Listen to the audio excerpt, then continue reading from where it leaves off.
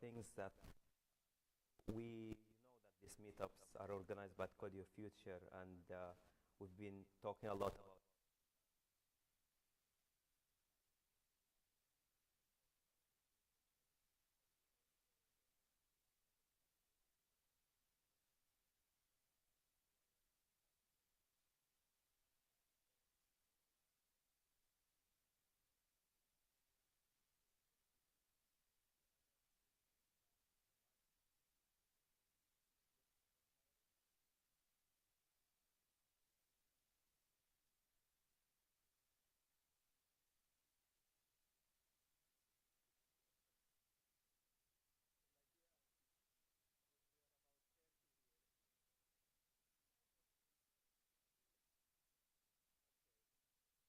We're all going to work at Skyscanner, yeah?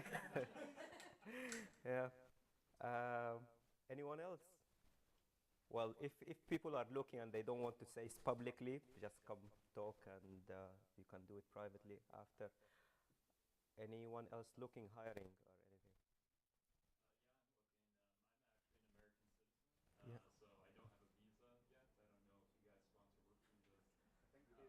Yes. Yeah. Skyscanner does, yeah.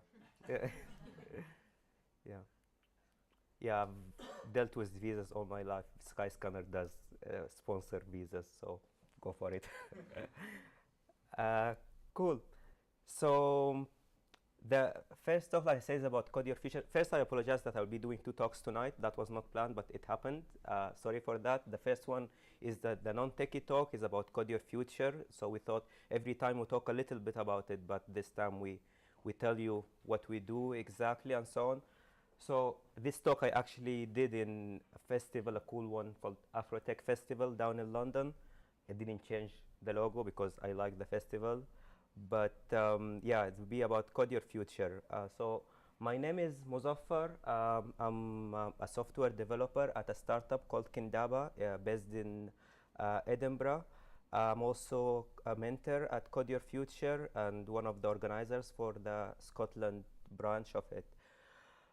Code Your Future is a volunteer-led coding school that teaches programming to refugees and asylum seekers in UK.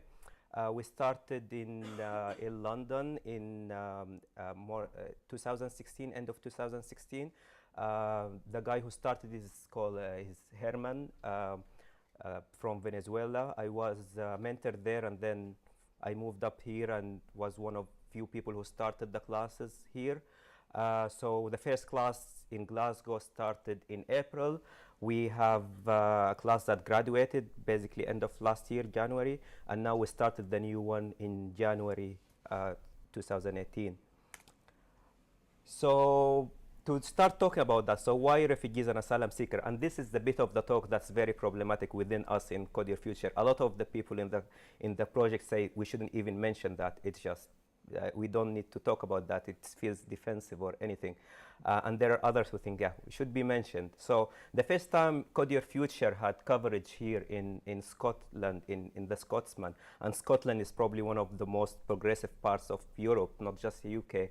We had the comments like ranging from things like, you're bringing more terrorists to the country, to like, why not British and Scottish people? So the terrorist part, I'm not going to dignify it with an answer. It's not, sorry that I even dignified it with a mention. But the other part, even though it's not justifying, is just because we're not going to justify, because people are free to help whoever they want to help. But just, I think it's worth talking about. So first of all, just to clear up the terminology, a refugee, an asylum seeker, these words are used interchangeably in the media. It ranges from, you hear refugees, asylum seekers, economic migrants, cockroaches, if you are Katie Hopkins, things like that. Everything is all about the same things. But it's also, there is a technical difference. So everyone who comes here is seeking asylum. They start as asylum seekers, and then they get refugee status. They become refugees at a certain point. During the time that they're asylum seekers, they are not allowed to work, and they get accommodation, and then they get 36.95 pounds per week for everything. If you're a pregnant mother, you get 3 pounds extra.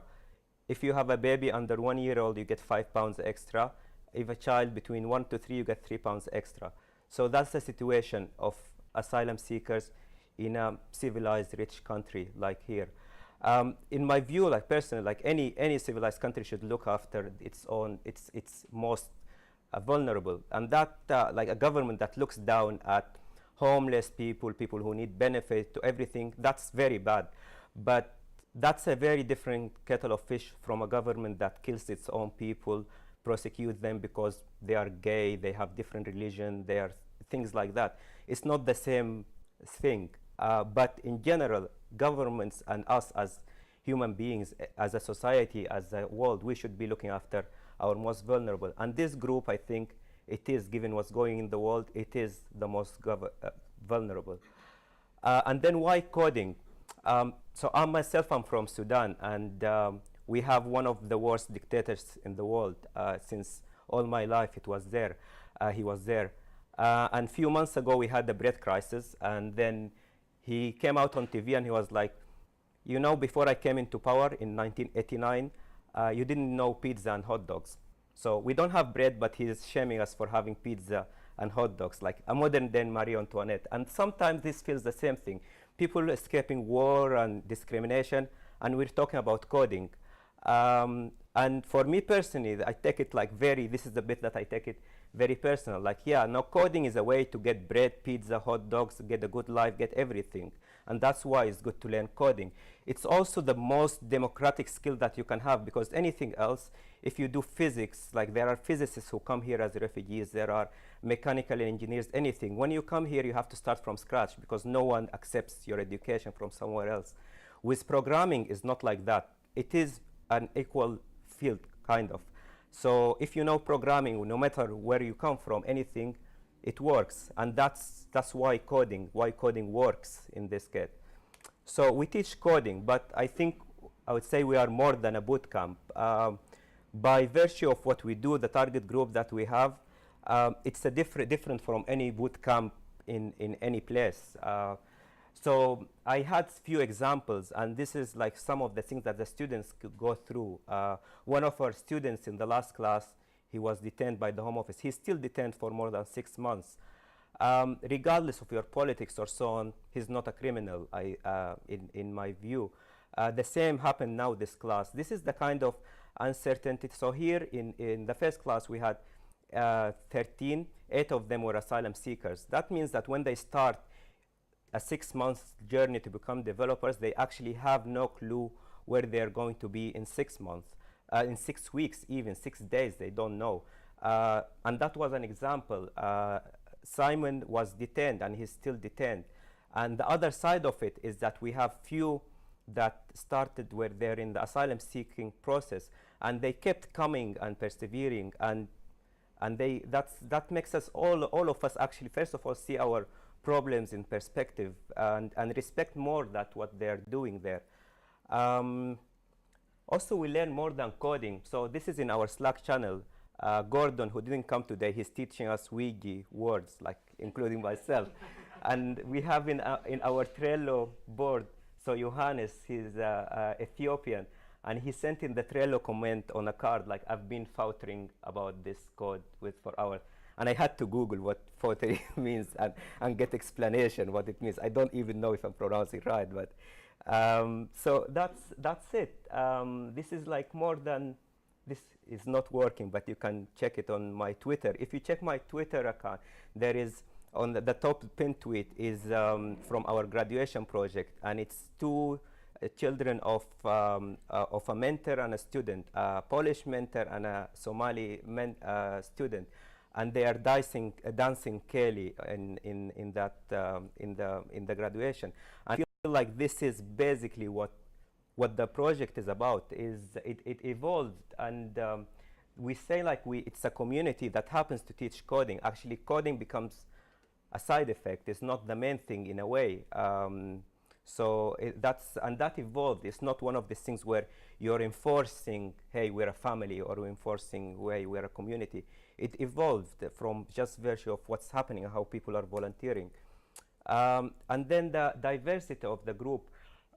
So it's very diverse from just the group that it comes from. I was involved in the London class, like I said, and not just the students, of course, but even the mentors at the beginning. The guy who started is Venezuelan. The first mentor was Irani, and I joined. There are 2 or 3 Londoners from very different backgrounds. I remember in one of the first few classes was me and Iranian guy and Venezuelan and Afghani guy, and we were looking at each other, and I was like, actually, you know, if we try to board the plane, definitely they're gonna kick us out. Like, so it's not just that it's diverse; it's actually the unwanted of the world. Is like this kind of countries. So diversity is in the DNA, and tech is not diverse, as we all know. So 100% of our class is in the 16% percentile, ethnicity-wise. And then also there is gender.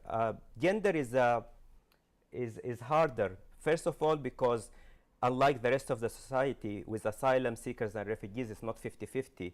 18% of asylum claims are by women. So it's a very imbalanced group. But because we think this is something we actually believe in, it's not just a corporate tick box for us. We wanted to have gender balanced class, and we had the ways that we tackled it, that we had workshops, tester classes for women run by women, the mentors in the class. We tried to find ways for childcare, the mentors gender balance, we try on that. We tried very hard to do that, and there is still work to do, but the result is that in the new class, we have 6 out of 16 students that are women. That's 37% of the class, compared that in tech in general it's less than quarter of that percentage, and we still aim for the next class to have it higher. Hopefully we have more sustainable solution for things like childcare and so on, and that will definitely bring it to higher. So does it work though? So it's very nice to say all of that, but the aim at the end is to get a job, and it's nice to have a concrete aim. Otherwise, it's like the pizza hot dog thing. Yeah, people want a job. Like we have to get them a job. When I did this talk in London, I was with Sentayo. He's the guy on the right from Ethiopia. He's one from the cohort from the first class, and his name Sentayo in Amharic, in the language in Ethiopia, means the one who has seen a lot. He started at Code Your Future, and now he's a full stack developer at the Financial Times. And he opened the door for a second graduate to also join the Financial Times. So it does work, and I did this talk in January when we didn't have graduates here. This is today from our Slack channel. One of our students here in Glasgow got a job with Turtle Pillows here in Glasgow as a junior software developer, and this was him. Like, when someone gets a job, all of us feel like it's a personal thing. We are all as happy, more happy than when we get a job, and this was today there. And this also shows you the other side. This is one of the people who started. They were asylum seekers. They went through hell until they got here. They didn't know where they will be, and they got the thing that happens, that when people get their asylum, all of a sudden, even the 37 pounds a week, it's taken away from them. So it's supposed to be good news, but you take out that and you tell them that you have to move out within a couple of weeks. And that's a point where asylum seekers get their status, but ironically become homeless. So this is now we got the paper, and this is a very positive thing for him personally, definitely for all of us. So yes, it does work. Why does it work? We build stuff. This is one. Today, actually, we had 5 of our graduates spending the day at Skyscanner shadowing developers, and he's one of them, Khalid. This is a screenshot of his GitHub. In 6 months since we started in April, he had 603 contributions. Like, he is this is what he does. He's a good developer, and you can check his GitHub regardless of where he learned development or so on. And this is one of the reasons that they get good, because we are building stuff.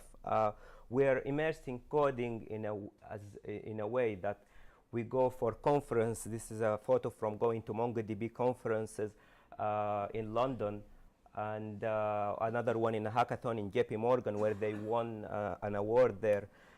We learn more than coding. This is Martin. He's our Scrum Master in Chief, and he comes, and when we started the graduation project, he helped us with doing user stories and so on. So the class helps. We run it, we say, as a startup, and we really try that. We use Slack, GitHub for everything. Everything that they do from day one as homework is a pull request that we review.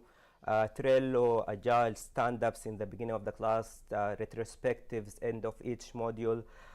We also other stuff. People improve their English as a side effect of that.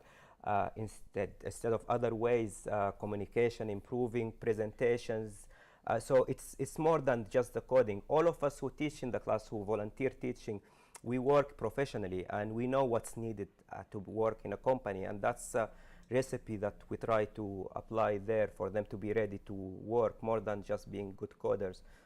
And it depends all on the volunteers. So we have the mentors who teach. So who can be a mentor? We have full stack JavaScript developer, and our stack that we teach is JavaScript mainly. So we start from JavaScript core, React and Node, and they build something at the end, a graduation project using these things.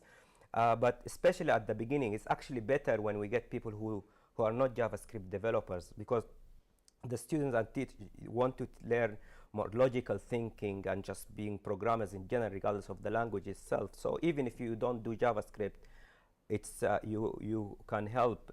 We have university students. We have a lot of Code Clan graduates in the core group, and Code Clan students as well.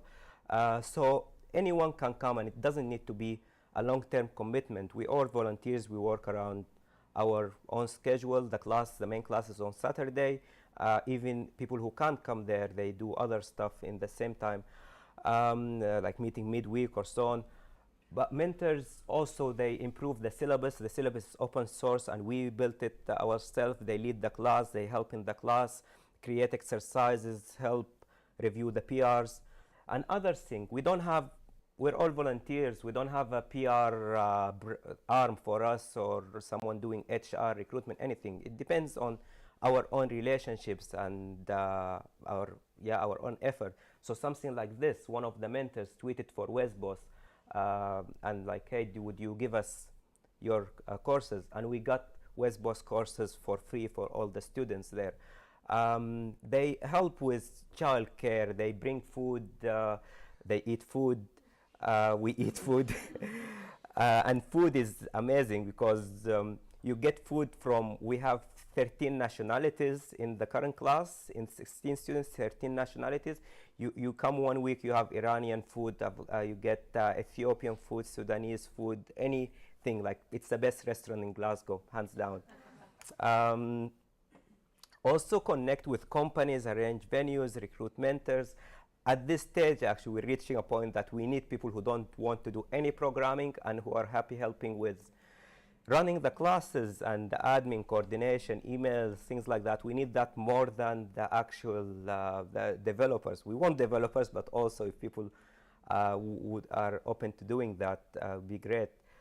So these are all things that you can help with personally, but also on the bigger picture on running that. So we asked after the first round, the first year, we expanded London, Manchester, Glasgow, without all volunteers and without any funding. It was almost a matter of principle for some of us that we are not going to get funding.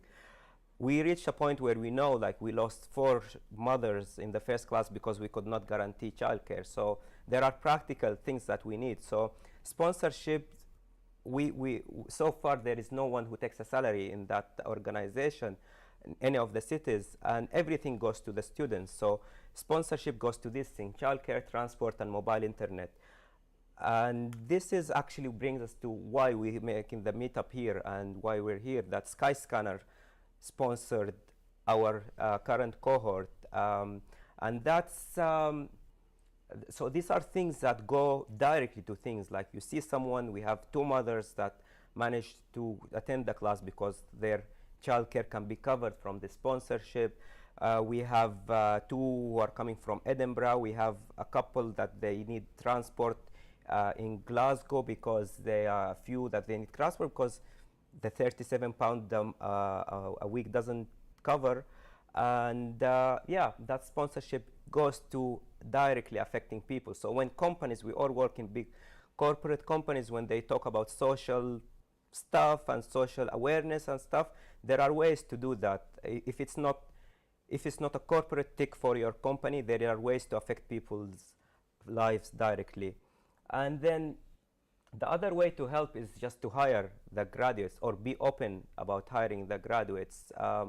We wrote this blog about it, and we are saying like hire a refugee software developer, and that the fact they're refugee, we mention it deliberately, but not because we want charity or even positive discrimination.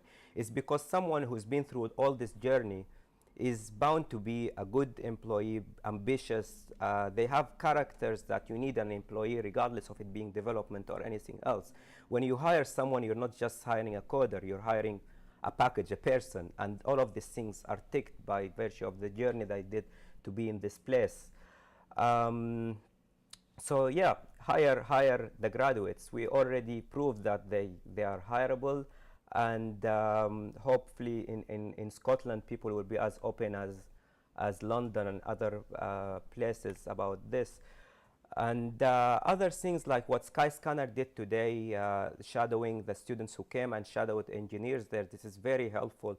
Even if you're freelancer, you can just have one of our students with you and they see what's going on. You can come and do a talk in our classes. It doesn't have to be technical, it can be non-technical.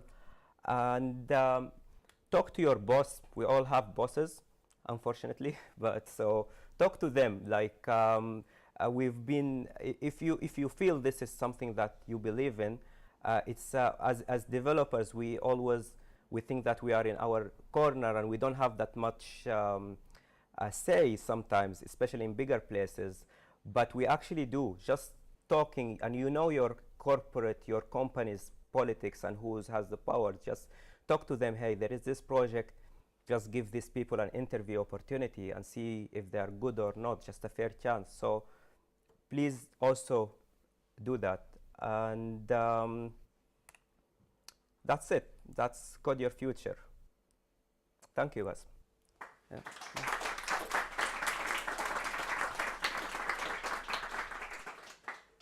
Any questions?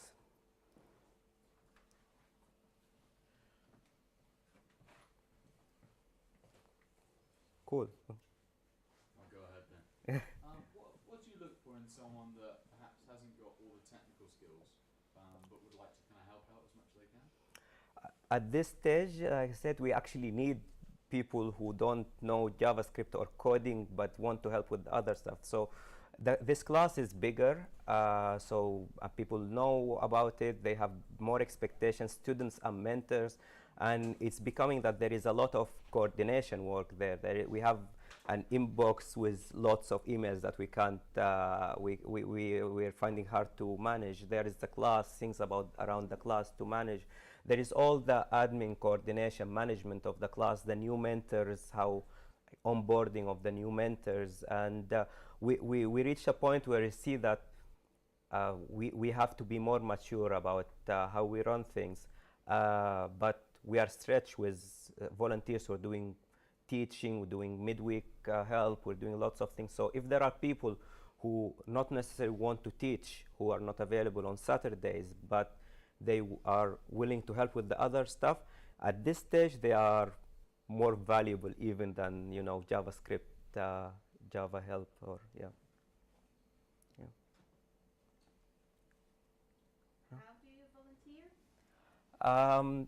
You just so on our website codeyourfuture.io there is a link to go there, but there is also an email, scotland@codeyourfuture.io, and you can just talk to us. There are a bunch of us here, a couple of us at least, so It's and you can even come on a Saturday to Kenning Park complex if you want. It's pretty laid back, but an email will do.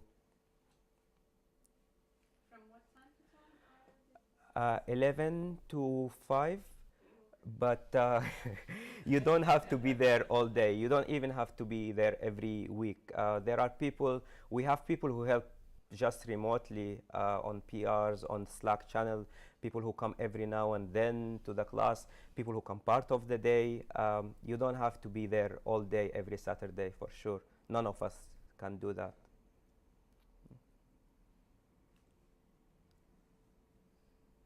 Anything else? Cool. Thank you.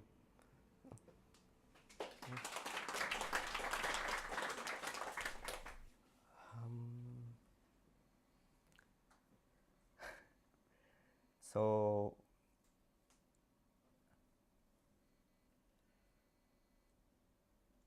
it's me again, yeah. So there was supposed to be a gap somewhere in the middle between me and me, but it's gonna be me again. Yeah, good for my self-esteem. Feel like importance. So this is actually hard, the switch. So yeah, today the technical side of the night is about. We'll talk about state. We were supposed to have 3 talks. One about Redux and state charts and view. We missed the view one, but we have some view experts who might chip in. But in general, it's about just how to manage state. And I will be talking about Redux, what state and what's the problem that we are trying to solve. Can you guys see the? Shall I move it to the other side?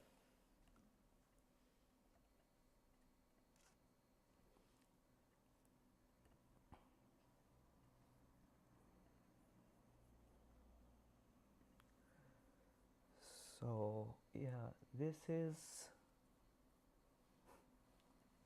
sorry.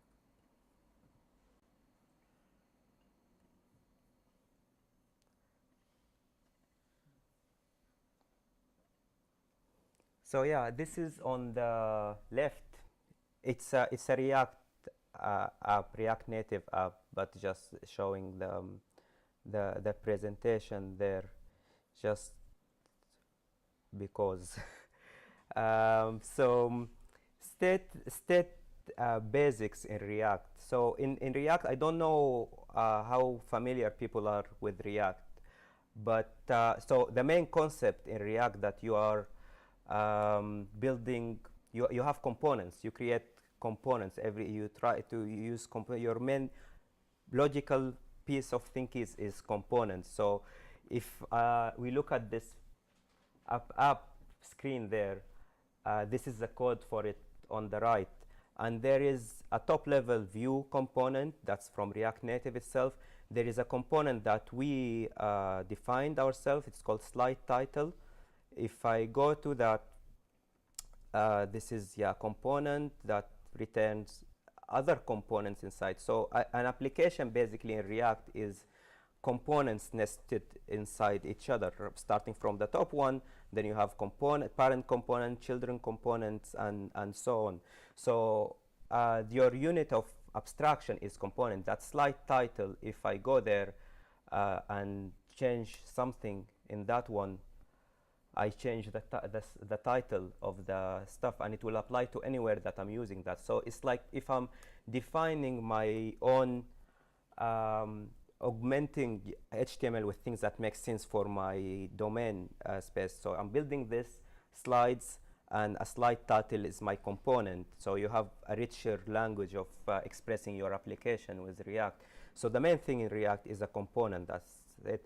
And then components. So slide title, and here there is timer, another component there. That they take properties, and properties and state are the two things. So properties will be things that I pass to this component. So here it says new timer. If I pass something else here, timer, this is changed to timer, and that component timer will get hold of whatever is passed to it from this dot props. So you pass a configuration to a component using props, and they look like HTML attribute more or less, and you can define whatever makes sense for what you're building. So configuration is the props are the configuration. So when we teach this at Code Your Future, actually we think like when you look at Gmail, which is one of the first single page applications, your configuration, your props, if it was built in React, would be things like everyone will have inbox and the same tabs, primary, whatever. This is the configuration. These are props for this. And your state will be things that are changing. So the emails themselves that come inside, these are the state of the application. So in React, yeah, there are these two concepts, the props and the state. So the state are things that change. In this timer that we have here, so if I want to change the state, so I have a timer that goes 1, 2 every second. And basically the way to tell React that something changed is that you call this .setState, and this setState expects an object. So I'm telling it counter, and every time just increment the counter there. And what happens is that every time you call setState with a new state, it re-renders. It literally re-renders everything every time. It's just clever enough and fast enough that it does that so quickly, and that's the power of it. But yeah, this is how you manage state. You say this .setState, and this is, you will hear people saying that it's local state. So this is the initial one, how it starts in your constructor. Basically, you can put it in a constructor. You start with counter 1, and then something happens, and every time you change it to something. If I just say this .state equal counter, this .state .counter +1, like that, then this will stop working, because set state is what causes a re-render. And without that, then you're not re-rendering your application, you're not updating state. So this is how you manage state in React, the basic idea. And then there are also, you will hear, so set state is the method that does that. You will hear people talking about containers and components, or dump and start components. So, or stateful and stateless components. So stateful are ones that have state, that manage state, and stateless are not. But then it becomes, because it's all a hierarchy, a state for one component that can become props for something down deep in the hierarchy. So it depends on where you're looking at the application from. So then yeah, let's so what the main thing that most of us will do in React in all of these single page applications is that we're calling an API, we're rendering some stuff from an API, we like to think we're doing cool stuff, but at the end of the day, for me personally, 90% of what I do is calling APIs and rendering and doing these things. So the way that you would do that, this is calling Google API and give it the coordinates for Skyscanner, and it gives us all the food places around here. And this is making an actual call to the API. And this is the way that this would work is that again, I have a component called places viewer. So if you see the hierarchy, there is the slide itself is a component, the app is a component, slide title is a component, and then I created this one called places viewer. And that one, when it loads, it calls the API. There is a URL, Google API URL, gives it a latitude and longitude, and then gets some stuff and renders them.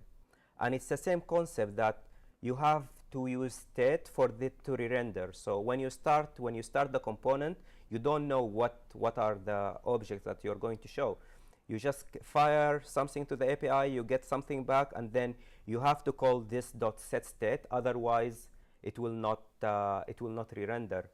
And it is literally, if I have console log rendering here, and I rerun this, it will be rendering will be called. So we have rendering initially without anything here. I don't know if you see that. And then the next time it will be rendering again with some data. So it keeps calling it every time we call this .setState. This is what's happening. So this is the main thing with what you do to get state. The thing that in real life what happens is that you start with this like show place details, and then whatever how your company works and so on, you will get someone like whatever will be like, oh, and by the way, can you show places count? Can we click on one place and show details of that place? Can we like a place? And then this is when the issue started. So this is now we're fetching. When we click on a place, we show some details of it. And if I look at this new component, advanced place viewer, you already have the state of the places that you get back. We are rendering places details. That's a different component that we defined, that its responsibility is just to render a specific place over there. There is a component that's showing the count of what we're doing, and then we start to do liking. We want to like a specific place, and then when you like a specific place, it is supposed to also it is supposed to show in the details and show in the parent list. So your state, you start to having components that the state of each one of them affects the other one. Actually, React, when it started by Facebook, it was to exactly solve that they had notification bar on Facebook, and you get a notification, but then that notification clears when you read a message, and you can read a message from 3 or 4 places within the application, but they all affect the same thing. So this is the issue, and it's an issue that we all will hit at an application at certain point. So yeah, the problems begin when you have shared state, when you have components that the state of each one affects the other one, and when you need to change the state of another component, and then it becomes a mess very quickly. Actually, it becomes a mess to manage that. So managing state is hard, and you will hear this said a lot of places, that state is the root of all evil in programming, but and more specifically is mutation and asynchronous stuff, that you mutate the state, and you do things asynchronously. So you call an API, and you don't know when you will get the actual results that you want to display. It's not linear. It becomes not deterministic, your system. It's hard to predict. It's hard to test. And the state changes in time, so it's hard to follow. And this is where Redux come in. So Redux provides, it's a library, it's a pattern actually, it's not a framework, and it imposes some restrictions to make state predictable, to make state mutations predictable. So it's not strictly related to React, but in the ecosystem of React, people use it a lot, and it became a bit tied to it, but you can use it with Angular, with other stuff as well. And it's mainly that, yeah, it's the ideas from it is from functional programming, but yeah, that's the idea of it. And this is a diagram showing how it works. Basically, you move your set to a central store. It's like a big JSON object that describes anything that's happening there, and then each component, when they want to update the state, they make a call to the store to update the state in the central store, and that central store, all your component will be subscribing to an event there, almost like being like, I'm interested in this change of event, and when it happens, they react to that. So it adds a lot of indirection, as anything like, yeah, it's managing complexity. Any of this, it adds complexity. So you added, these are the main concepts, that you have actions which are saying, hey, if you're in the counter, your action will be that increment counter, and that instead of updating the counter immediately, it will go to the store where you will have a counter there, and that will update, and then your component will be listening to that and updating. If what you're building is actually just a counter, then this is an overkill, obviously. So It's about it's a compromise, like most things. That are you at a stage that you need this or not? So the main thing is that green box there, the reducer, not the main thing. They are all main, but the reducers are functions that take pure functions. That means that, like, whenever they don't have side effects, whenever you call them with the same input, they will give the same output. And basically, you give them the state now, and they will tell you what the next state is. So the function that takes state and an action and gives you a new state. And it doesn't mutate, it doesn't change the old state, it just returns a new one. And that's important, that there is no mutations. So yeah, that's if you look at the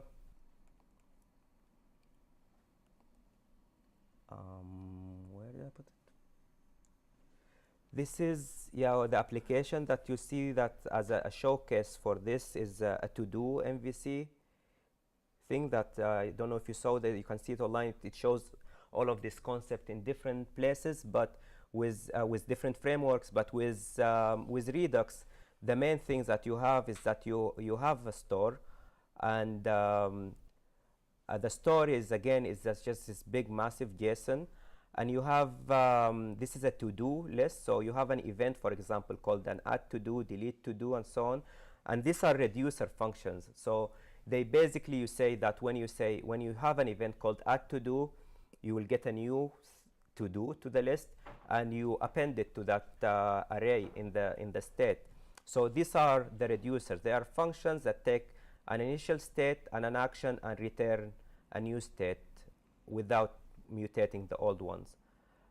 So these are the reducers, and this is one of the bits that makes it a bit weird, that you have the action, because JavaScript is not typed and so on. So the action in themselves, they are literally just strings. So this is a string saying add to do, delete to do, and so on. And that's the other piece of the puzzle. So you have the action, you dispatch these actions, and the way that a component, every component that we had before, it connects to the store. So this is a helper function that comes from React Redux itself, and what it does is that it connects a piece of the store, so with your component. So it is adding a lot of boilerplate. It's the first thing that you get, and I wasn't a fan of it initially, because you're building something that's relatively small and you want to change something really minor, and you have to go and change 3 files. Basically, you have to change the action creators, update add the reducers, and update your components, probably 4 files or more. So it adds indirection, it adds complexity, but when the application is big enough, it makes it worth it. So it's in a bigger application. So hopefully this works, but I want to show you in a real life application how we're using Redux and why it's nice.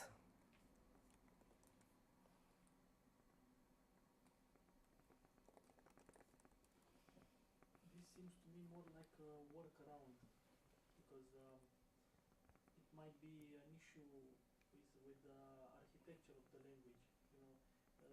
Maybe because there is no change detection mechanism present in React. For example, Angular has it, so I don't see a reason why I would use this kind of approach. Yeah, so Angular doesn't have it. Angular, so they are both JavaScript, and JavaScript doesn't have any native observables or so on. So I did Angular for a longer time, and actually when it gets a bigger application, I think Angular gets messier quicker than Redux. So in what you're doing in Angular, that you have double binding. So your components, when you change something, your component, the equivalent of component, it's just affected directly. It's hidden. Sorry? It's reactivity, isn't it? Yeah, yeah. So you have this double binding. You don't need to go and set state and go do all the loop again. You mean in Angular? In Angular, yeah. You Sure, but it's not the best practice, yeah, to use this kind of double communication way, yeah. so this is what Angular does, that you have double communication. Sure, but it's not um, um, advisable to do it, yeah. Yeah. So when you don't do it though, then you have to use something like NGRX, right? You have to use either observable or Redux in you will need to find a solution for it. So there is no, yeah? Sure, but in components, yeah, Yeah. you in Angular, for example, you use properties to send the information into the component, Yeah. and events to send it from the child to the parent. Yeah. Yeah, so sure, in Angular 1 there was a solution to use double communication between parent and Yeah. child components. Yeah. But it's not advisable because it throws a lot of complexity over the platform, and the application gets very slow. Yeah. It works very slow, yeah. Yeah. And this is why this kind of programming in Angular was dropped at some Yeah. point. Nobody So uses, yeah, but the other one you described is basically the event system that you described is Sure, but sim I mean, for example, you talk about state, yeah. yeah, Changing information into a component, yeah, and how the platform detects that something changed into a component to refresh the view. yeah, Right? yeah, Sure. But Angular has something that is called um, change detection. Yeah. Change Yeah. detection mechanism. So basically, if you comply with the rules and help the platform detect when you made a change, yeah, the platform automatically detects it. yeah, yeah, So this is more like a manual way of yeah. doing the It detection. is definitely it is, yeah. You So- need to tell the platform that you changed something with that method of Y- Yeah, yeah, you have to do this. So there are different ways. So Angular is a framework. React is not. React is a library. So it doesn't deal. React doesn't deal with state management. It doesn't deal with all of these things. So they are different things. So Angular is more. You have a way of doing things. That's the Angular way. I tried to implement this kind of approach into Angular, and I didn't find the There is reason no to do it. no. There is no reason to do it if you're doing Angular. No. But yeah, if I started with Angular for a bit, and I mean, I prefer this now over the Angular way. But I did Angular 1, so yeah, it did change a lot. Yeah, but what I wanted to say that the things that are good with this, like this is the app that we have in Kindaba, and I asked the people to show the staging version here. But one of the unappreciated things that this, like when I started there, the way for me to understand the app was actually to just open the Redux DevTools, and I can see that everything is expressed as in a React in a Redux action. So you see that you have login success when you get in. You have your timeline being requesting the timeline, and then this timeline success, and each one of these is an action, and the state starts with something and goes to something else. So the central state of your application is all of that. Everything that's in the application is in this big object in the state. So it's a very good way of seeing an application and just seeing how it works, first of all. But what's even nicer, that if I want to recreate any bit of the application, if I want to recreate an error stage or a state or anything in a test, I can copy paste this object and pass it to a component and inspect that state. So the people talk like you can move in the state itself, but if I want to simulate my application being in the loading state, I don't actually have to go load it. I can just give it the state that it looks like. If it's an error state, it's the same thing, and I can have tests around that immediately.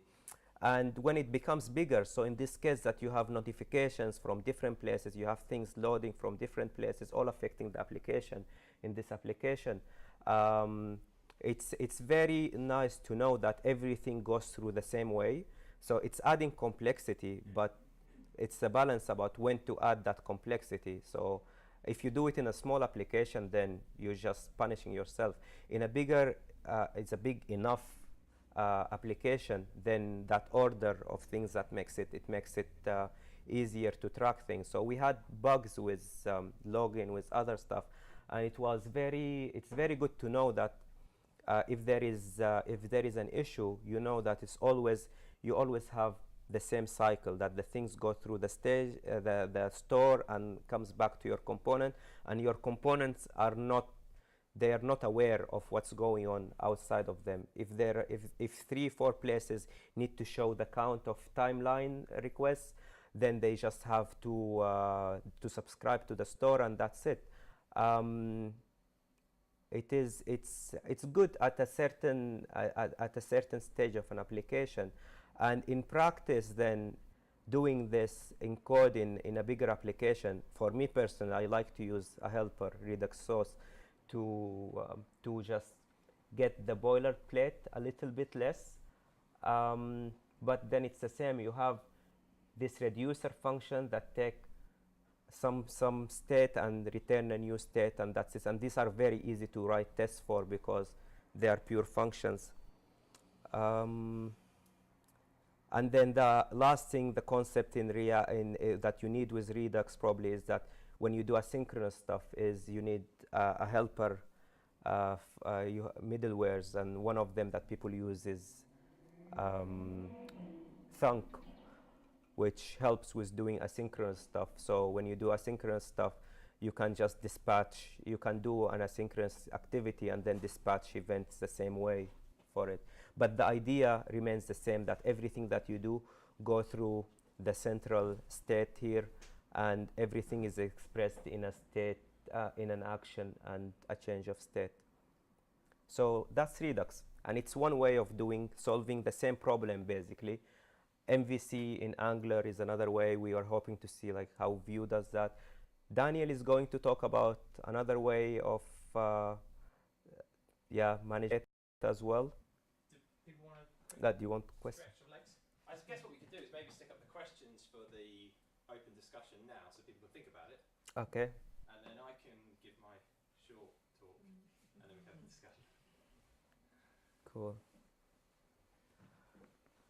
Do you have any question actually about my part of the talk, or? Yeah. Me again. Yeah.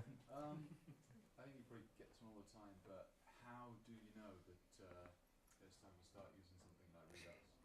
Yeah. So that's the issue, basically. Should we put that question in the discussion? 'Cause Yeah. it's a good question, I think. Yeah. We all work out together as a group. Yeah. Let's leave it in the discussion, especially that I don't have an answer. So. Give you some time. Yeah. Okay. Let's do the discussion. About could you go to timer.js file, please? Yeah. Because there you used the counter from previous state, but you use like this state counter, and as I remember, in this case, if you are using something from the old state to update new state, you actually should pass a function which accepts previous state as a parameter and use a counter from previous state. Is that really? Do you have to do it like that? I don't think it. Yeah. Because Okay, yeah. state is updated asynchronously. Got a Okay. overview there for free. Yeah. Yeah. Thank you. Yeah. Yeah. Sorry. It's kind of commutation of the React state if you directly refer inside To the state. To the state. That makes sense. Yeah. Actually. Yeah. Oh, thank you. Yeah. Yeah. No, it sounds right, to be honest, what you're saying. So yeah. Yeah. Have you got the Cool. questions? I'll have to Okay, load them in my come back. over-engineered So we'll take slides like a thing. 5-minute break and stretch legs and stuff, and then. Uh, I think it's going to end up having Huh? What was the code? Is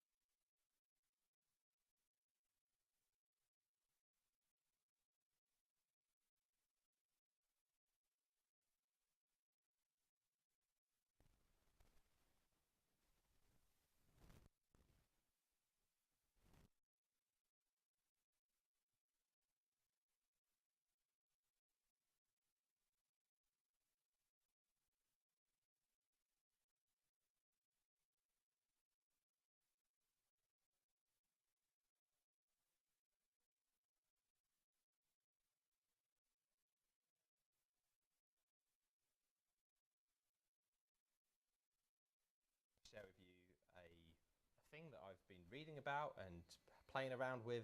It's a meetup, this is not a conference, so I hope we can all just enter the spirit of this kind of knowledge sharing. I first came across state charts when a friend posted this article on the internet. I've got to say, I've really loved it when you were, Muzaffar, were kind of going through the code and you had the reducer for getting your social networks timeline. And I thought that was quite a nice little thing to have in the middle of your code demo. Anyway, that aside, so this is a state chart, and state charts are a way of representing the state a application or even a piece of hardware can be in, especially if it's a complicated system. This is awfully complicated, so I will try and go back to the beginning and work our way forwards to the present day and how we've ended up with an article about using state charts and Redux. So let's start with finite state machines. Now, I didn't study any of this stuff, so if this sounds like awfully complicated to you, then it also does to me. I'm just kind of reading this and kind of just trying to figure out as I go along. But a finite state machine is a way of representing a system that can be in a finite number of states. That is, that it can be in 1, 2, 3, X number of states, but not an infinite number of states. You need to know how many states it can possibly be in. So an example of this is a turnstile here. And this diagram on the right represents two possible states that the turnstile can be in. So one of the states is it can be locked, and the other state is it can be unlocked. Obviously, if it's unlocked, you can walk through it, and if it's locked, you can't. You just have to jump over it instead. So to explain what this diagram means, the first symbol that we'll learn about is the one just below the locked state, which is this arrow with a circle at the bottom of it, and that means this is the state that you start in. So by default, this system begins in the locked state. And then you have these other arrows where the beginning of the arrow starts at a state and then the end of the arrow reaches another state, and they represent a transition from one state to another, an event or an action that happens to trigger that transition. So you start in the locked state, and you can put a, would it be helpful if I made that bigger? You can put a coin into the turnstile, and that triggers a transition from the locked state to the unlocked state. That's the expensive way. Yeah, that is the expensive way. Just hacking the system. So to get back from the unlocked state to the locked state, you then need to push the turnstile, so you go through it and the turnstile goes round, and that event then triggers a transition from the unlocked state to the locked state, and now we're back to where we began. So in order to go forward again, you need to put a coin in, and then you can get to the unlocked state. Now there's these other actions that can happen, and you might not necessarily draw these if you were, say, modeling this system in like a software project, because they don't do anything. But it's quite helpful here to just recognize that if you're in the locked state and you push the turnstile, it doesn't take you to the unlocked state. You stay in the locked state. And that's really a feature of this, is that without the coin, the turnstile is not going to turn around. And if you're in the unlocked state and you put a coin in, it just stays unlocked. It doesn't lock it, it doesn't reverse it, you just lose twice the amount of money. So that would be a daft thing to do, don't do that. Now, this is, do you like this, by the way? I think it's quite nice. Nice way of sort of thinking and visualizing a system. A while ago, before I was born, in fact, a chap called David Harrell wrote this academic paper about state charts. It's called a visual formalism. I don't know what formalism is, but I guess it's some formal way of expressing something, what I would conjecture, for complex systems. In other words, he took the idea of a finite state machine and the diagram that you create and thought, how can we handle more complex scenarios than just a simple system? What about if there's two systems that interact with each other? What about if there's two systems that run in parallel that they don't interact with each other. How could we start to draw this? Now this paper, I've started reading this and I've got a fair way through and it's actually pretty good. I'm not an academic, but I found it kind of fairly palatable. It's got pictures, which is a bonus for me. If you do read this, all you need to do is just type in state charts into Google and it's like the second thing, it's the paper that comes up.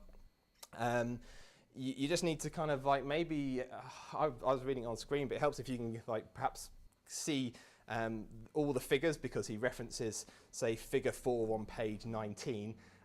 So it helps if you can go back. But if you look at the pictures, it all kind of makes sense. I kind of opened some more tabs. So it's quite a good paper. He takes the example of his wristwatch that he's wearing. So I can kind of imagine him in 1987 sitting to write this paper with a pen in his right hand and his citizen watch in his left hand and thinking, what shall I write? And they're just like flicking through these buttons. And he models his wristwatch using state charts. So again, this is a particular system within the whole system. It's the display unit of the state chart. And these arrows represent certain events that happen in the system. So you press a button on the wristwatch and it moves you from one display to the next. So you start on the time display and then you can go to the date display. You can't go from the date display to the alarm display, but you can go to the alarm display from the time display. Once you're in the alarm display, you're stuck in the alarm display for 2 alarms, or 4 things. So it's alarm 1, alarm 2, chime, stopwatch, and then you can get back to seeing the time. This kind of all makes sense. Like if you've had one of those watches, you know, you press that button and you press that button, 1, 2, 3, 4, now I'm back to the time. So these alarms, A is representing a particular button that the author is pressing to move from state to state. And so that's a state chart of one particular component within that system. They get more complex. So you can see that, what's going on here? Oh, yes, batteries. If you take the battery out, there's no display. This is also a state transition. I think it takes for granted, but people like to model these things. Also, if the battery starts to weaken, then there's a little blinking thing that goes on here. So that's represented here. And you see that all of these kind of subsystems are kind of separated by this dashed line. And these are called, fancy word, orthogonal states. I think that just means they happen in parallel. They're independent from each other. They're like kind of not interacting. But if you want to sound like smart, you just say orthogonal. Unless that's not how you pronounce it, in which case I look really dumb right now. So that was 1987. And then in 1991, another person wrote a book called Constructing the User Interface with State Charts, which I've not read. I've read the introduction, and I'm halfway through the introduction. And You were born by this time. yeah, exactly. I've had years to read it. What have I been doing with my life?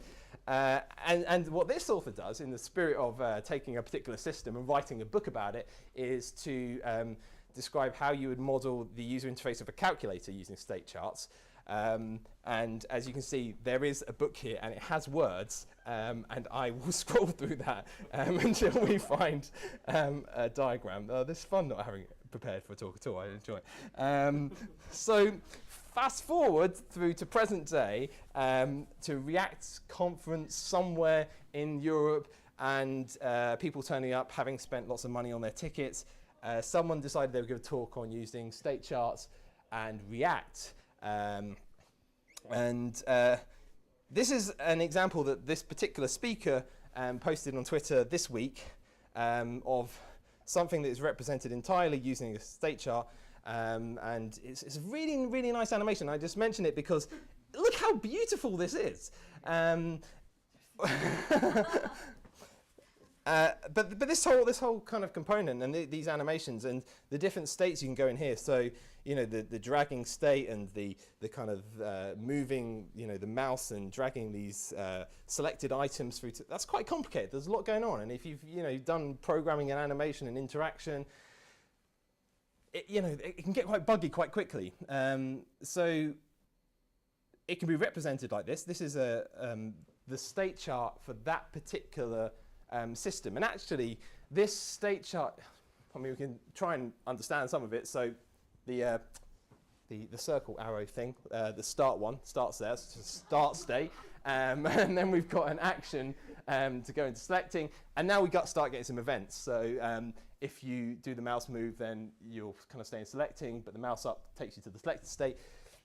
The whole point of this is that to try and write this in code, it's difficult to see that whole system together and how it all kind of fits together when you write, if statements like if, mouse selection this, and I've got a callback for clicking down and it's going to change some state somewhere. Here we can see how it all goes together, and if there's a bug somewhere in here, we can reference the state chart and say, when you click here, it takes you to some state, and that's completely ridiculous. It shouldn't do that.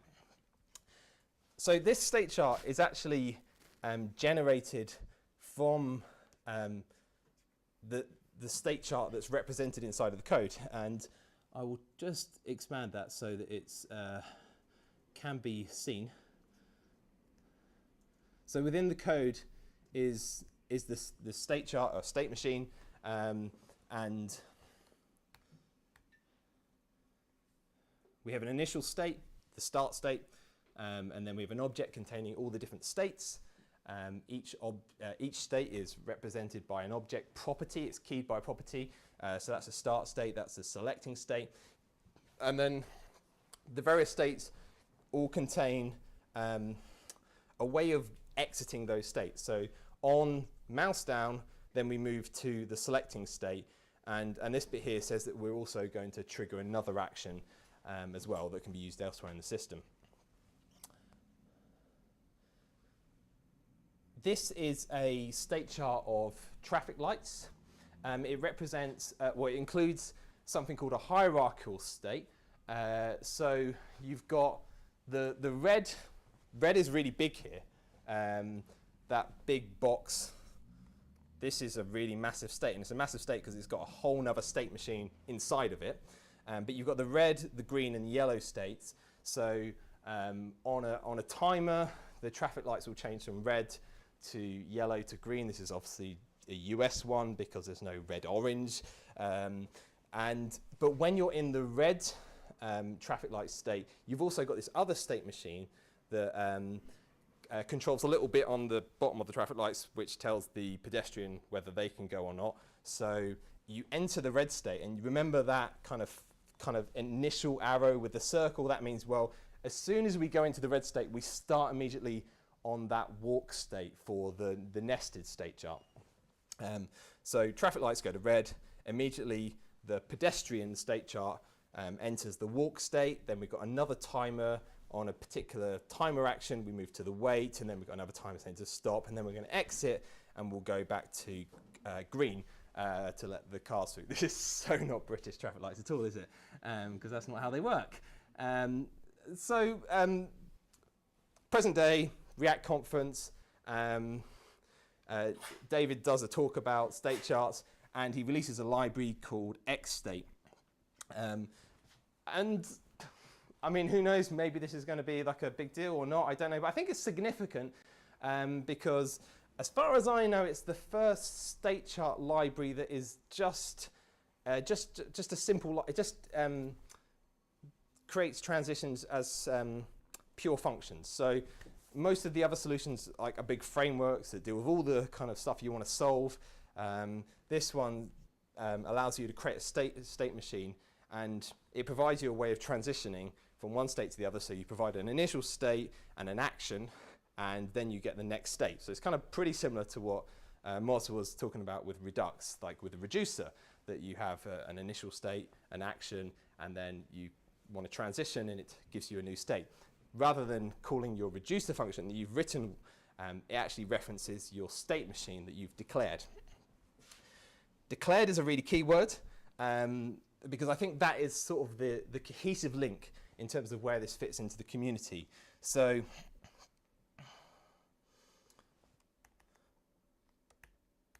I think the first time as web developers we encountered the idea of something that's declarative is HTML. Things not so much in an imperative way. So if we were to write this pre-GraphQL, it'd be like fetch, API, then do some transformation, then do some other thing, and then put it on the page, and so on. With GraphQL, you just say, you know, here's the data I want. You figure out where it's going to come from and what shape it's going to come back in. It's declarative, and it's coupled with the thing that you ask for is coupled with the thing you get. What's missing in this ecosystem is a way of declaring the behavior you would like in an application. Right now, what we have, and even with Redux is kind of cool because a lot of this is actually kind of quite declarative. It's like, oh, there's going to be an action set visibility filter. This is for a to-do list, and we see that the new state has that. I mean, like, kind of. It's not quite there. And then when you see bits like, I think there's an if statement in here, something. Yeah. When you see if statements, that's a kind of a telltale sign that you're going to have to start doing some mental overhead work to see what you get out of that. So, oh, okay, there's a condition here, and we're going to do this, and there's a lot of code. So the promise of state charts is to kind of fill that gap of how do you represent the behavior of our application in a way that is more declarative. So going back to an example of a state chart,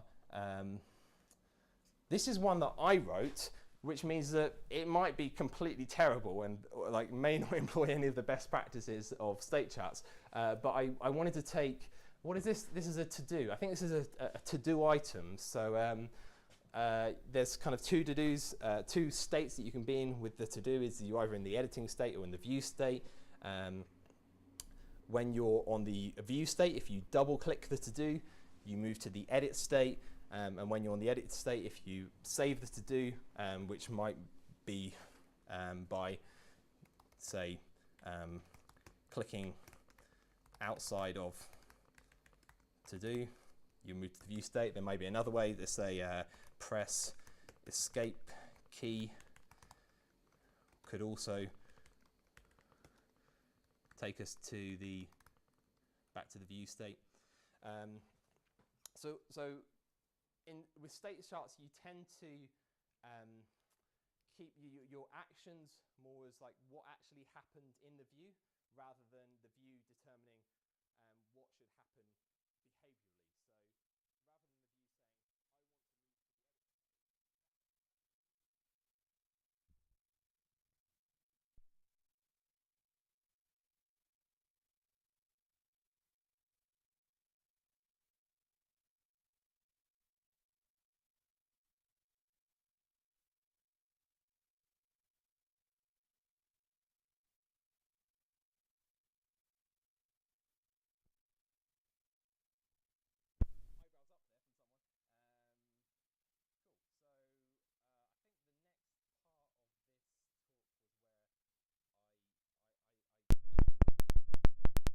From whence I came, and talk about how I try to implement this.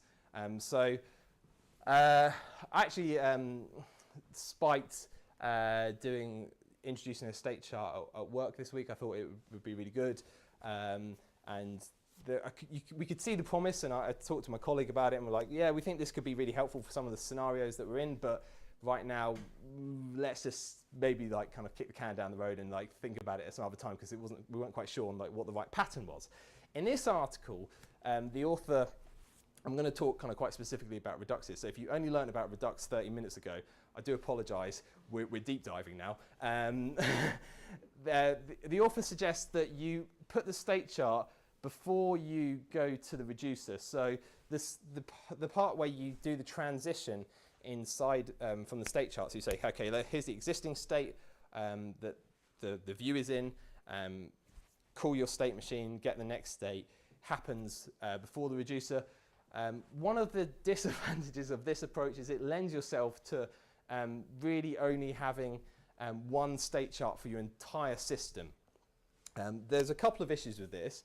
The first is that probably you have a system which has more than just finite states. You would have, I don't know what the formal language is for this, but some infinite states. So for example, if you're building a to-do list app, which I had a go at refactoring, there are certain finite states. For example, a to-do item can be in a view mode or an edit mode. The filtering of the to-dos can be see all, see just completed. see the ones that are incomplete, maybe some other things. But there's infinite states. For example, there's an infinite number of to-dos. So a state chart only really deals with those bits of the UI that are finite. And I think the distinction there is probably data that comes from your back end or user input, which you cannot predict, and kind of UI controls. So, you know, turning a toggle on, turning a toggle off, going into view mode, going into edit mode. So the likelihood, if you try and model your entire system using a state chart, is that it's going to get really complicated. And up front, thinking about, okay, how does this whole system look like on a state chart, I found quite complicated. One of the advantages of state charts was that you could break the system down into smaller components. If you do that, that maps really well to the whole web component architecture that you get with React and other frameworks, of kind of seeing your application as a series of components. So it seemed to me that probably this wasn't the right approach for me initially, at least, and I wanted to kind of take just a distinct piece of the application and build a state chart for that bit. So I had a go at that, and this is my PR. I'm not going to go into this in loads of detail, but what I will highlight to you is that there are red bits, which is where I've deleted code, and there's green bits where I've added code. And if there's lots of red bits in a view and not so much green bits in a view, that's good, because it means I took behavioral logic out of the view. I made the view simpler. The view just is a thing that renders the application in whatever state you tell it it's in. So there's certain stuff that's going on in this view. It's like there's a way of, I've commented it out because I didn't quite get around to handling this, but you know, here's a method that kind of says how to handle a save action. And it's using, it's checking state that exists inside of this view. So if the text length is 0, then we do one thing, otherwise we do another thing, then we set some state.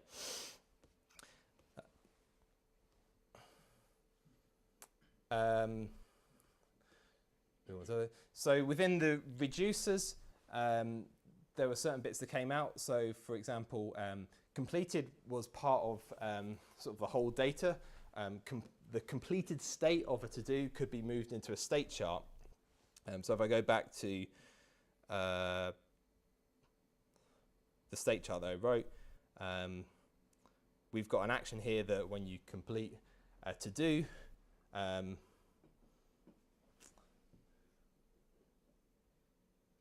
yeah, so, okay, sorry. When you're in view mode, there's this is a hierarchical state machine. So you've got view and edit are two states. You can't be in one or the other at one time. Actually, I'm going to represent this visually because it'd be nice to talk about that way. So this is actually one of the nice advantages of doing this, because you're not writing code. You're writing like a data structure. It means that you can, if it's a data structure and it's a tree structure, you can turn it into a graph. So hopefully that will turn into something that's, yeah, fairly comprehensible. So this is the view state. And when you're in the view state, then you can see that a to-do is either complete or incomplete. And there's a way of kind of moving between the incomplete and the complete states. So one is that you click a button that completes the to-do. The other is that there's a toggle somewhere else within the application to complete all to-dos. And this was one of the challenges of integrating state charts with Redux, is that you not only, you know, initially I wanted to move into having a state chart per component, but then had to start thinking, okay, within a component, there's going to be events that happen outside of the system, and we need to hook those in. I think I've spoken enough, and I won't go into all the details of that, but like if you want to chat about it, maybe I can like just show you some code, and I could maybe write something up. So I'll stop there. Any questions on any of this?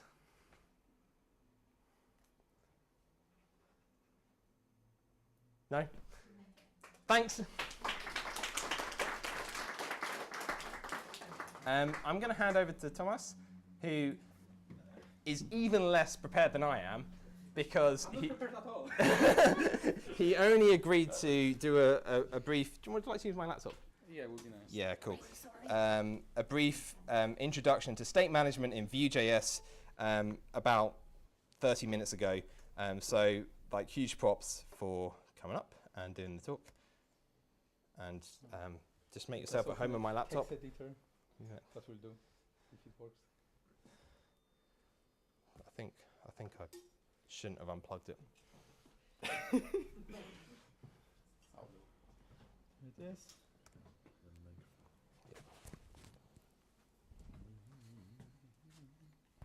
Wheels. You are. Here we go. Thanks. Just go in your pocket then. Oh, okay. Okay, how do I get to text editor here then? To be honest, I'm not really using Mac usually. Anyway, that would be okay. So as Daniel said, I will be totally improvising because I didn't even know that I will be speaking here. So if I say something stupid, please correct me. So I will talk a little bit about Vue.js and how to manage state in it with Vuex. So first, Vue.js is a progressive JavaScript framework, which was first developed by Ivan Yu, who is an ex-Google employee. And well, how to describe Vue.js the best? It's like Ivan Yu just took the best things from React and from Angular and he put them together into Vue.js. So, and why is it progressive? Is because you can just literally take well, put a script in the head from CDN and you can use Vue.js in it, or you can literally like use, for example, Vue CLI and use a whole setup with support for single file components and stuff like this. So, okay, so what next? So, how to manage state management in Vue? So, right now, Vue.js is maintained by a core team, by a group of people who are working all the time on Vue.js and also by other contributors. And they also developed an official package called Vuex. And so how to actually connect the Vuex with Vue.js? I would say that it's much easier than, for example, with Redux and React, because everything you have to do is just import Vuex and Vue, and then just let's actually show you that. So it will be something like import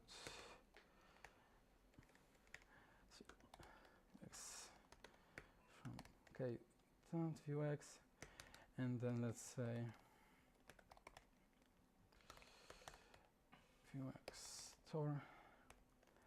Then you just have to pass your state, actions, getters, and mutations.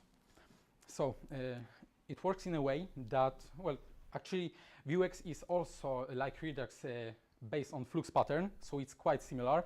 So you have to dispatch actions, and then in actions you commit mutations, which then mutate the state, and then you can use getters to get the state. Okay. So how to, for example, use it in Vue components? So you can use it in two ways, because normally when Vuex is important, it is combined with Vue.js as a plugin. So usually you will do something like in the main.js file, something like this. And then when you are creating a new instance for Vue, you just pass there your store. So that would be exactly that what was exported here. And then if you are in the Vue.js component, you have two ways of accessing your state and actions. For example, first you can just do something like this, that you just access the store from the Vue instance. Or for example, you can map different parts of Vuex, like let's say getters, actions, mutations, or a state to your component. So it's really however you prefer. What else? Maybe I'll just show that. So how do Vue components look like? Are they like JSX? Oh yeah, that's actually interesting. Normally, let's say single file component looks in a way that you have a template, in which you write your HTML stuff. Then you have a script in which you put your JavaScript, and also you have styles, well, in which obviously you put styles. But what is really interesting that Vue support scoped styles, that if you add just this one keyword, all the styles in this component will be binded to only this component. So they won't work for other components. So you don't have to use like different, well, CSS modules or BM or something like this, because whatever you write in this component, if you have scoped attribute, it will be only working for this component.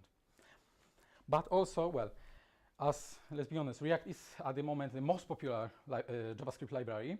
So to bring more people from React to Vue.js, there is also a plugin which allows using of JSX in Vue.js.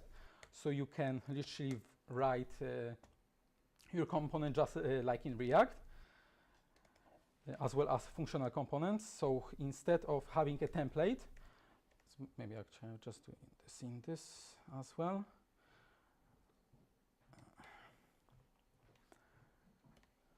Okay, so you just export the component as a default and just write a render function like this, and you can here write it just like JSX in React.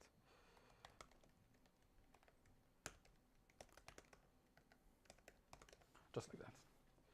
Well, I guess that JSX is a much nicer way to write HTML in this render functions rather than well, rather than how it would be done without it. How do you do so you've got like a state object that gets passed in, Mm-hmm. the actions that you can dispatch. Mm-hmm. How do you handle transitioning from one state to another when an action is dispatched? So the thing is that what you can do is actually, if usually actions are used for asynchronous stuff. So for example, if you have to, let's say, make an API request to the server. So if you don't have to do that, you can just call mutation, commit mutation. So you don't even have to dispatch an action. So it, so for example, it would be this, as I remember, commit, and then you just pass which mutation you want to use. So actually, it would be the same as Mustafa talked about it. Usually, you also have here like constants and action types, and then you just import, like, let's say, everything as actions, and then you choose which action type or which mutation type you want to do. And as for example, for asynchronous code, actually in Vuex, because for example in Redux you have to use func or some other middlewares for that. In Vuex there's no need for that, because actually, let's say like in the first one, sorry, okay. So let's say you can have import actions from any different folders and then just combine them all together. And the way you would write actions is just say export default, and let's say here be action type. So action, which would be a function, just like that. Sorry, don't remember exactly from top of my head. But if you want to make it well asynchronous, well, you can just return a promise, or if you are using async await, well, so that would be all. How you can do that? Wait. For example, you can do something like this. So it's extremely easy to handle asynchronous actions in Vuex. Okay, are there any more questions? Yes? You mentioned React is probably the most popular framework out at the moment. Mm-hmm. What do you think would change people's perception of Vue and force more people to start considering it? First of all, it's a very easy learning curve, and its simplicity. It's like, I know people, for example, who didn't know anything about Vue.js, but just jumped to the coding, and sometimes they look a little bit at documentation, and they were able to actually create production-ready apps without like any previous coding with it. While let's say in React or Angular, it's a little bit harder because of the learning curve, and also Vue.js has really great documentation, as well as Vuex and other packages created by the core team of Vue.js. So I think that would be the main point, that it's so simple, but yet it offers so much. And also it has a lighter implementation of Shadow DOM, of Virtual DOM. So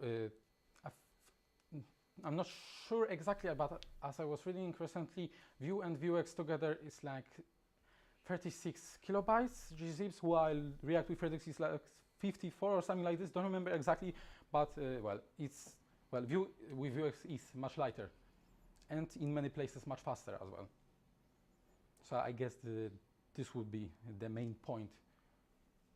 Actually, if you want to know more about this, just like search in Google for a phrase like why we moved to Vue.js or something like this. There are actually plenty of articles of developers and companies who are writing why they decided to move, let's say, from React or from Angular, or why from those three and others they decided to go with this framework and not others. Yes? Yeah. And the good thing about React is that it's a library that can combine with different kinds of libraries. Let's say that you want to use Redux for state management, you can do it. You can combine it with Flash or other kind of architecture. What about Vue? Is it a complete framework? So it gives you the state management, the Vue kind of everything, and you have to use it with that? No. The thing is, with it's called progressive framework, and there is like, well, the core library Vue.js, and there are also other libraries like Vuex, Vue Router, Vue SSL renderer for server-side rendering. So no, you can even use Redux, you can use Mobex, you can use whatever you want for state management, because state management is not part of the core library. It's a separate library, but which is maintained by the core team. But thanks to that, it is better synchronized with Vue.js than other libraries. Because, for example, like you have seen, there is a lot of boilerplate for Redux, for example, to even get little things done. While here, you just have to import it, you export it, and you have it, and you can easily use it. You don't have to connect like every component separately and stuff like this. You just have access it there, or from the instance, or if you prefer, you can map the getters and mutations from the Vuex. Any other questions? So you said it's the best of Angular and React. This feels, I can see the similarities with React and Redux, but what does it take from Angular? To be honest, I can't really say much about it as. That's better than Angular. Well, actually, I read that was well. Someone talked with Ivan Yu about it, and he was working on Angular, and that's how he started with Vue.js. He just thought that how nice it would be if he could take like the best parts of Angular, which are most useful, and get rid of the rest. And then he also took the best parts of React and also put them inside. So I can't really say what exactly, but for sure data reactivity, for example, because like in React you update the state, and then you, for example, also when it updates from there, you also have to update for the parent, right? While in, for example, in Vue.js there's a V model. Like in Angular, I think it's ng model. I'm not sure about it. Yeah. So I guess that's for sure reactivity system, and I think that's well. I myself really like this. So it's like I remember that someone from React team was arguing that if there's a reactivity and one thing, when you update one thing, then another changes immediately, that it's more complex. But well, in my opinion, I would say so. It's like it's obvious. I update this, then this also will update. So I guess that it just depends on how people prefer. So well, I also am doing React and React Native, and I like them as well. But well, I'm just a really huge fan of Vue.js, to be honest. Okay, are there any more questions? Well, Should we move on to the kind of general open discussion. I think that's you, Moss. Really? I don't know what they are. So I mean, the first question was about like when's the right time to start to think about using something like Redux. it sounds like with Vue.js, maybe that's not so much of an issue. Well, so actually we see that it's a time to use a state management library when you have a few components which are not really parent and child sharing the same data. Which, for example, let's say like Mozart was saying that about Facebook's example, that if notification, let's say, well, if message is read, then components in few different places should know about it, right? So for that, it's a good idea to use state management. So for example, let's say in Vue.js, you can also use event bus. So for example, this will be just empty Vue instance on which you just emit events and listen for them. So it's a good way to use it if, for example, you don't really have a lot of state management, but you just want two components to communicate between each other, and they are not parent and child.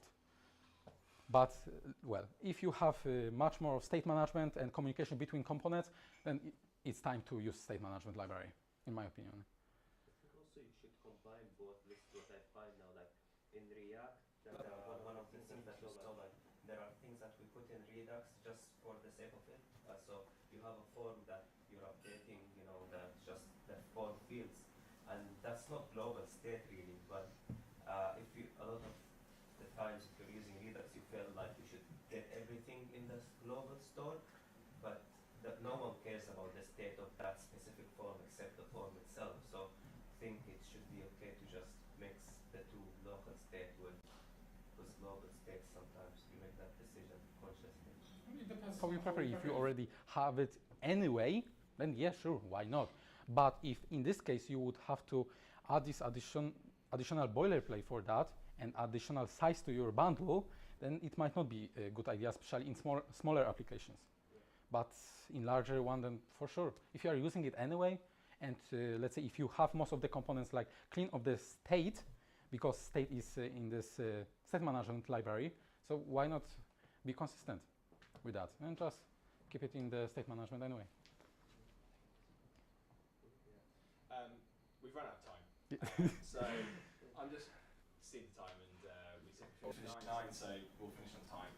It would have been really good to have had a kind of discussion. We'll do it next time. But yeah. Are you going to the pub? Are you taking to the pub? Drinks one was. A few of us will probably go to the pub if you want to join. So Yeah. come on. Thanks everyone for coming. Thank you.